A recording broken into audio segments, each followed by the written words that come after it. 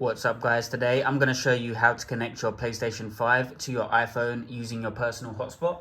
So the first thing you want to do is go to settings and then go to personal hotspot. And then you want to go over to your PlayStation 5, go over to the settings in the top right corner, go down to network, settings, and then set up your internet connection. Wait for your PlayStation to find your hotspot. There it is, WeBoom phone.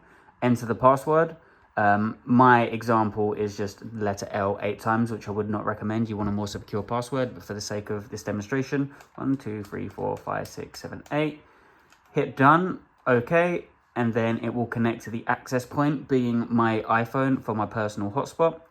This may take a few seconds or a few minutes, depending on how fast your hotspot is. Now, my iPhone is connected, and now you can see that it's connected to the personal hotspot on my iPhone. Thanks for watching, please subscribe and take care.